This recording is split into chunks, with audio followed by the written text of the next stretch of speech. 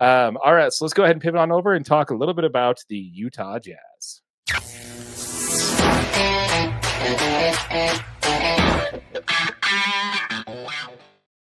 All right, man. Well, there's lots to talk about, man. Lots to talk about. Before we get into the content, folks, we'd like to encourage you to join the conversation in the comments down below. While you're down there, consider subscribing to the Utah Jazz DNA channel. Smash that like button for your boy AJ right over there. Yes, please do that. I need it. It like hurts my feelings if our videos don't get liked. So right. So let's go ahead and start with the highlights of the weekend there. The key for the Utah Jazz's future is still tied to Keyonte George. Keyonte participated in the All-Star weekend and even played on Sunday. Yes. Which used to mean something in the NBA, but it doesn't anymore. So I'll digress on that. It was nice to have a Jazz player that gets some exposure, though, over the weekend. And nonetheless, there, KG3 definitely did that a little bit for us. He did.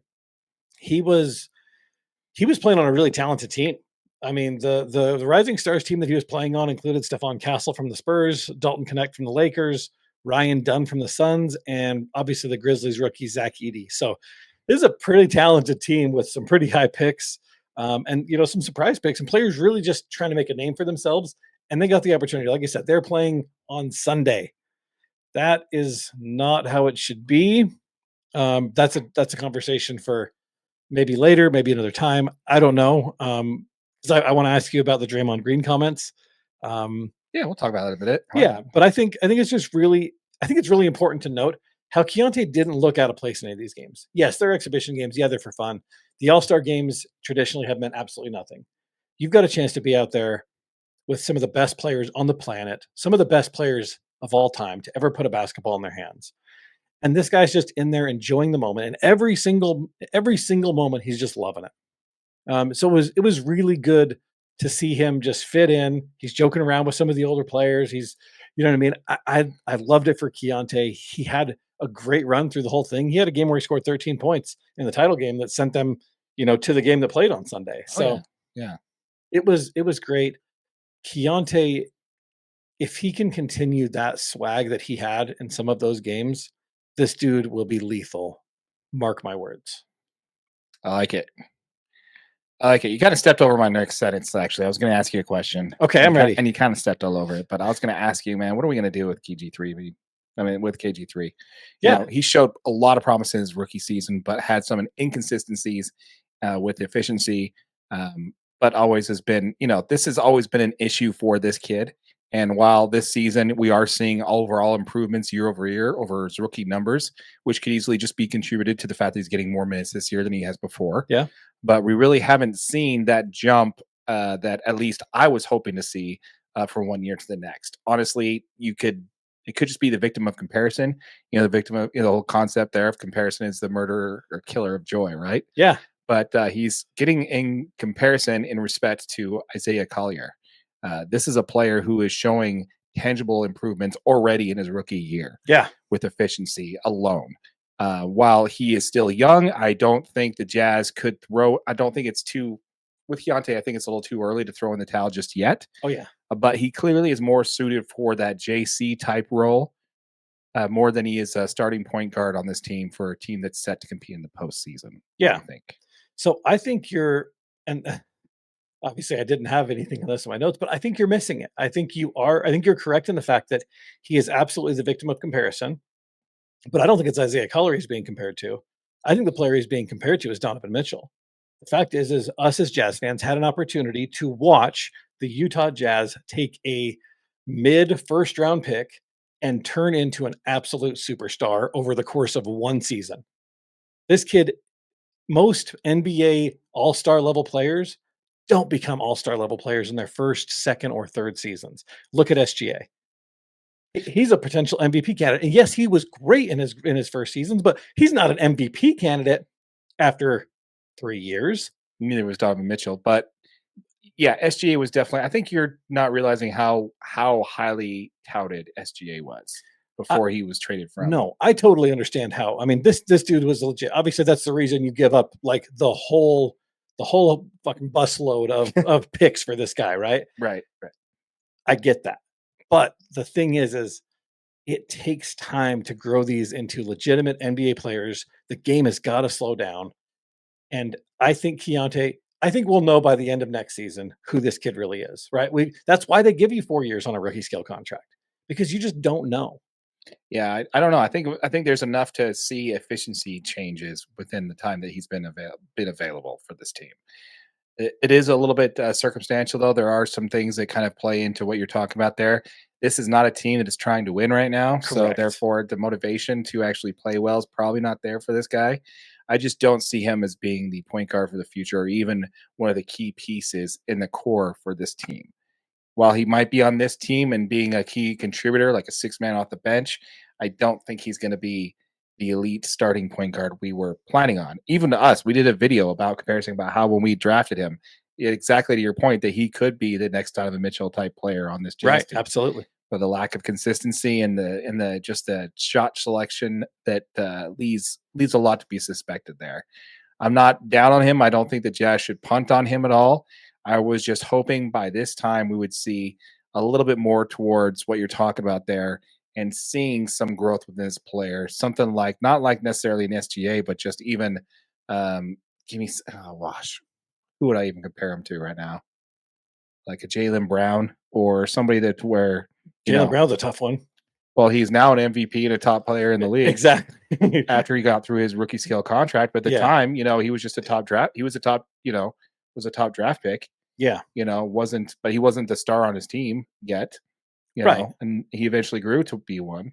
So I'm just kind of looking for something kind of comparison like that. Do I think it's necessarily done for him? No, I think he still can be a contributor on this team when they're actually competing, but he's not the guy. And I was really hoping that he would be. I think the player that's going to be the guy on this team is sitting on the bench nursing a bad foot. So my question is though, is if with the skill set that Keyonte George currently has, right? He's a great slasher. He's a relatively good pull-up shooter in mid-range. He's great getting into the basket. He has great speed. He's not a great defensive player, but I think they are coaching defense, but again, they're not trying to win games, right? And that's the reason he sat some games. Fair enough. He knows he's got to turn it on. If he becomes a shooter that's able to shoot 38 to 40% from the three-point line, is he an NBA starter? Yes. With his skill set and size. And that's what I'm saying. Yes, on this team, not on a competing team though. I think it's closer. I think it's closer than that. I think he has okay, maybe not NBA starter, but I think he is a full-blown NBA rotation player if he shoots that well. Oh, easily. Because he has so many skills, right? Like I said, I think he's going to take over the JC role Just for this team. absolute just your whole job is to go in and get buckets. Off the bench. Yeah. Let it fly. Yeah. Yeah. I think it's a good role for him. I think it's perfect for him. He's got the size, he's got the athleticism, he's got the length, he's got the speed. It's all there for him. He's going to be the type of player we were hoping Dante Exum could be if he stays healthy. Big fingers crossed on both fingers there. Yeah. Being the big if there. Yeah, like this. Yeah, exactly. But I don't know, man. It's just something with Keyonte, I'm always just like, man, I really wish that there was something that we could see a little bit more in development from year one to year two. It almost starting to see Ben Simmons ish to me. We'll see. He's got the rest of this year to change my mind. But I got faith in Keyonte. I think he can get there. I like it. So we're going to go ahead and continue talking about the NBA All-Star weekend that was. And, well, what we're talking about right now, earlier on in the show, was we were talking about how well the NHL freaking nailed it, man. They just freaking nailed it when it comes to their All-Star break series thing here. What they got with the Four Nations face-off here. So the subject we want to talk about is what can the NBA learn from the NHL? Yeah. So I don't know, man. We talked in the last segment where we talked about the NHL and how that was all important, right? And we talked a little bit of what we were talking about the All-Star game and how it was important. But now this weekend is, the NBA All-Star weekend has now become something where the casual fan just simply is not interested anymore. Absolutely not. I didn't watch one event. I watched the highlights of Keyonte playing, but that was it. Yeah. Yeah. Tweets started rolling in, man, as soon as the Four Nations tournament started, though. Yeah. That started happening, and everybody was talking about the tournament, and I'm thinking maybe this was about the NBA All-Star weekend. Nope. They're just, and we got to give it to the NBA. They are trying, right? They're So changing it up every year, try to get something going. yeah, let's give them credit where credit's doing for that. They are trying, but at least they're trying new things. But this isn't it, man. I watched Mike Korzemba, great NBA YouTube channel, and also the Flight Mike, also a great. I guess if you want to have a good NBA YouTube channel, your name's got to be Mike. Is You that where know, we messed up? yeah, I think that's why no one watched our regular NBA Would you videos. guys watch more if one of our names was Mike? Right, we'll have AJ switch his name. It's I totally will, cool. seriously, it doesn't bother me at all. Like, I'll go by Mike the whole show. Yeah, but the issue that I'm running into when it comes to this is that I think they're both kind of missing the issue, and I think we really need to kind of get our perspective on this. Yeah. So they're both talking about the dunk contest and the All Star game in general, but it's not as simple as money, right? If we had a Four Nations tournament in the NBA, I doubt it'd be any different than what we're seeing with the All Star game as it is. If we did like the USA versus Canada versus Oh, yeah, it European, would be the exact same. it would be the same thing Yeah. that it is now. Yeah. Matthew Tkachuk did an interview on an article at NHL.com from Andrzej Ringetti. I'm sorry if I butchered your name there. That he talked a lot about, how it's chalked up to national pride. But Matthew was quoting saying, "Whether you like hockey or not, I think our team has helped grow the game for this country already. I think I think a win could just knock the door down right open, and a whole new wave of hockey fans can come across this country." Chuck also was asked what he thinks of the tournament and how specific and how special the game going into Thursday night is on its own. He says, "I think this country is seeing how much pride this team it takes in being Americans and representing our country." And so that's a little bit of national pride there. And yeah, there's definitely some of that. And it's not just Americans. Canadian players are doing this exact same thing. Brendan Hagel said, "We're playing for our flag, not the cameras." It's kind Yeah. of a dig at the USA team. Yeah. But what we're talking about here is we don't hear that from the NBA. We don't hear this kind of stuff coming from them. We don't hear players talking about how they're going to grow the game and showing pride in the sport. You can look at the deadline. You can look at the decline of the dunk contest itself. Some say that they're just not watching anymore because all the dunks have been done. Others say the judges are a joke, etc. But the real reason why nobody watches anymore has to all do, and all due respect to Mac, right? I mean, he's an incredible dunker. He does a bunch of really cool stuff, but he should have never been in the dunk contest in the first place. You mean because he didn't have an NBA contract? He's not an NBA All-Star. Right. He should not be in the dunk contest. It's not that he's not an NBA level player. All-Stars simply don't want to compete anymore, and that's the problem. They don't want to be. They don't want to see. They don't want to see G League castoffs dunking over cars, right? I don't want to see G League players dunking over cars. I don't know about you. I mean, it's cool to see it all, but that's not what I want to see. I want to see John Morant compete against Anthony Edwards. Yeah. I want to see Zion Williamson against Jalen Green, or even better, the Thompson brothers going head to head in the finals at a dunk contest. Yeah. That's what I want to see. Where it means everything, right? Because it's personal. It's personal to them, And when you ask, and when when ESPN asked John Morant and said what it would take for him to compete in the NBA dunk contest, you know what he said? Money. He didn't even look his head up. He's like, $1 million. Really? Like, that's it. That's it. That's it. Like, That's it. You want to compete in the dunk contest, it has to be $1 million purse for you to win, for you to want to play. So I don't know, man.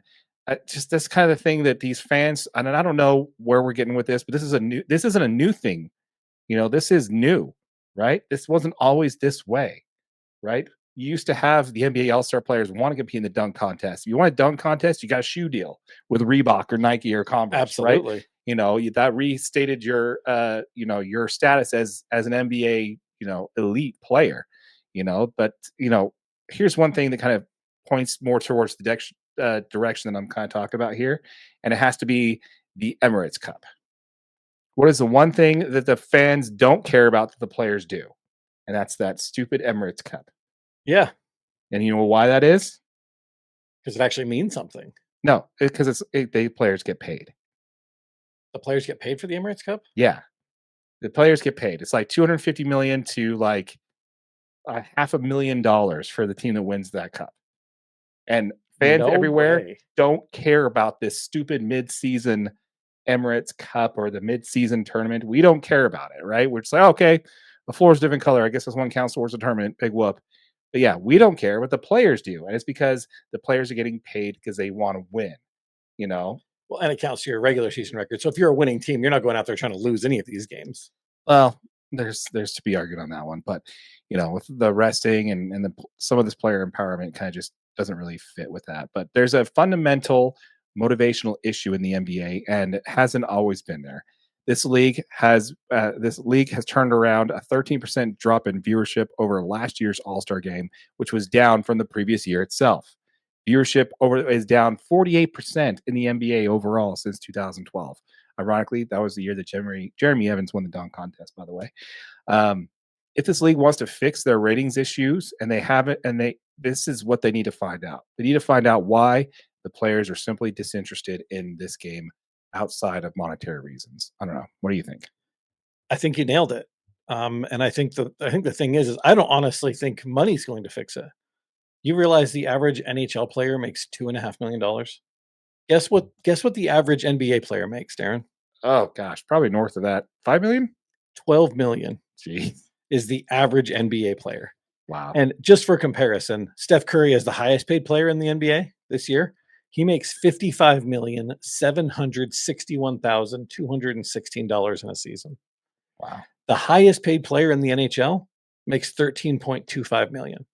The highest paid player makes just a touch over what the average NBA player makes. So what that tells you is these players don't need money. And what else is there to play for? You know what I mean? Like they're past it. They'd rather not get hurt. They want to win an NBA championship. The All-Star game means nothing anymore. And I think Adam Silver is doing exactly the right thing. I think he's trying to reinvent it, trying to make it more interesting because the players don't need money. That's why they're donating money to charities. The team captains get to pick a charity. And I mean, they did that a few years ago. Mhm. They're doing everything he can. But the fact is these players, it doesn't mean enough to anyone. They would rather take the week off. I feel like a lot of the All-Star players would rather be in Cabo, like everybody that didn't make the All-Star game, Mhm. hanging out with their family and taking the week. And that's absolute craziness compared to the 1990s All-Star games where it was a bloodbath because we're going to show you that the West is better than the East. Oh yeah. Yeah. That's how All-Star games are supposed to be played. The All-Star game is supposed to be the greatest pickup game of basketball you're ever going to see in your life. Exactly. That's what it used to be. And it's just Yep. not that anymore. It's just not that. So what are the comments from Draymond Green that you want to talk about? Oh yeah. So the Draymond Green thing. So there's a call. He gets interviewed after this game, and he talks about how the rising stars shouldn't get a chance to play on All-Star Sundays because in those games, if you're playing on Sunday, it should only be for NBA All-Stars, and not one of the players in the Rising Stars team was an NBA All-Star, and they're playing on Sundays. He said it shouldn't be that way. That's all there is to it. Cool. What's your thoughts? I want to speak directly to Draymond Green on that one. Okay, do it. Look at the camera. It is your fault. Oh wow. It is your fault. You cannot tell us that the game sucks, that this format sucks, and that you're not happy with it. These players that don't deserve it are playing on Sunday.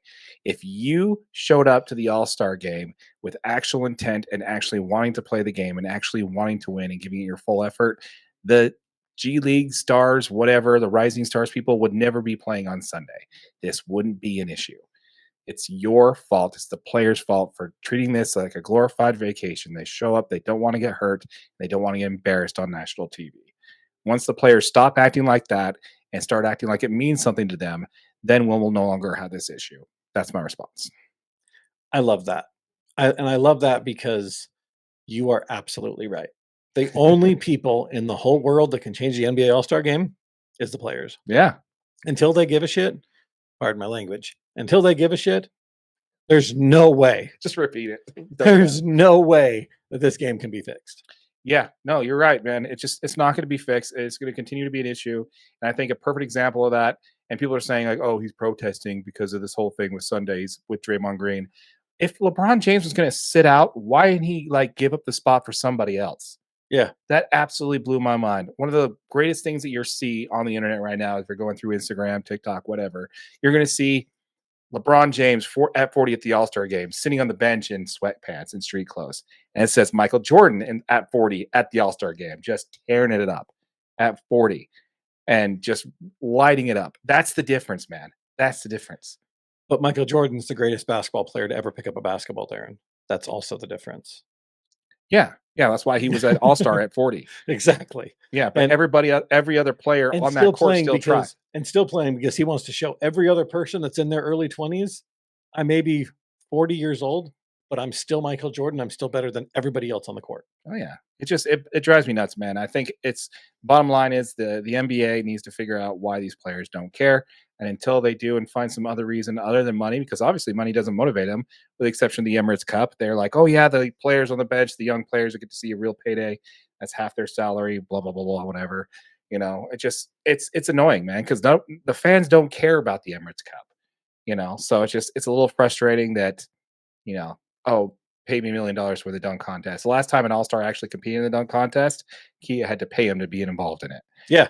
So it's just a little annoying. Anyway, we want to hear from you folks. Let us know what your thoughts are in the comments down below.